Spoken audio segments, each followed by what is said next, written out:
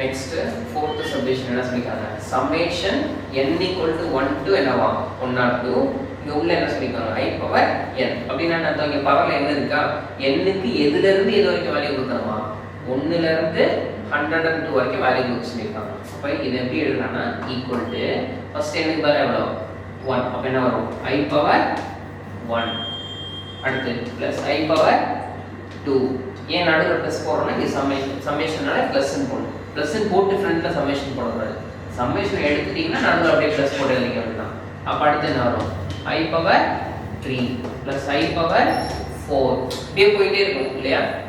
Plus அப்படியே போயிட்டு கடைசி எங்க போவோம் i power 100 plus i power 101 plus i power 102 இல்லையா.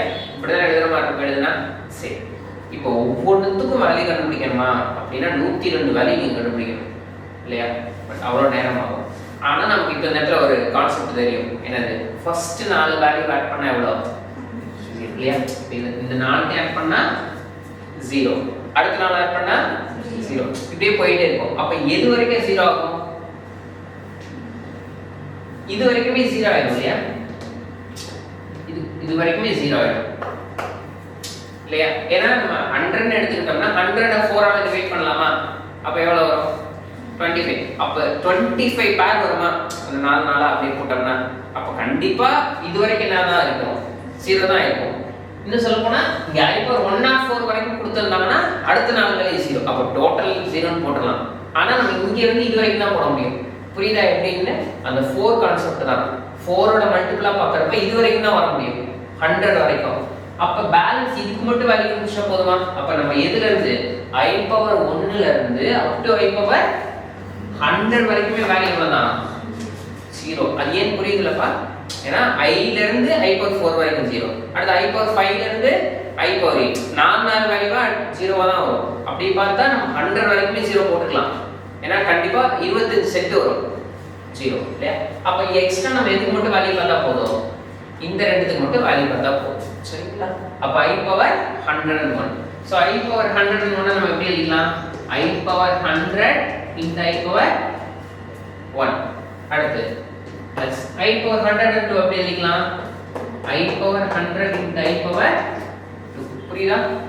முதல்ல நான் i power 1 ல இருந்து i power 100 வரைக்கும் வேல்யூ டோட்டல் எவ்வளவு போட்டேன் 0 போட்டேன்.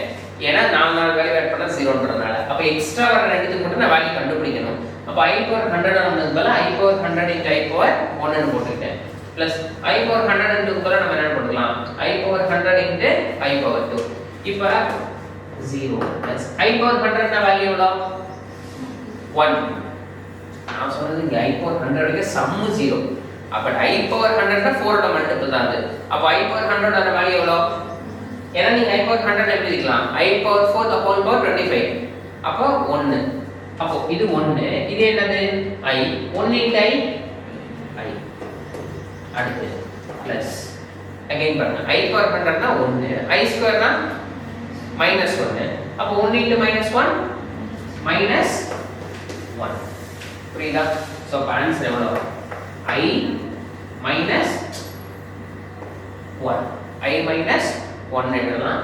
இல்ல ஆன்சரை ப்ராப்பரா எழுதணும்னா எப்படி எழுதலாம், -1 plus i எழுதலாம். ஏன்னா எப்பவுமே காம்ப்ளெக்ஸ் நம்பர்ல ஃபர்ஸ்ட் ரியல் அப்புறம் இமேஜினரி எழுதணும். கேஸ் இப்படி விட்டால் தப்பு கிடையாது. ப்ராப்பரா எழுதுனா என்னது -1 plus i. இது புரியுதா. இந்த சம்னா இந்த பப்ளிக் 2 மார்க்ல கேட்கறாங்க. முதல் क्वेश्चन தான். சரிங்களா. ஓகே. அடுத்து 5th क्वेश्चन பாருங்க. இப்போ இதோட வேல்யூ கேக்குறாங்க i into i square into, புரியுதா. இதுவே நடுவுல பிளஸ் இருந்தா தான் முதல் 4 வேல்யூ ஆட் பண்ண 0 ன்னு சொன்னேன். இங்க பிளஸ் எல்லாம் ஒண்ணும் இல்ல, மல்டிப்ளிகேஷன் இல்லையா. i into i square into i cube into அப்படியே வரைக்கும் i power 40. புரியுதா.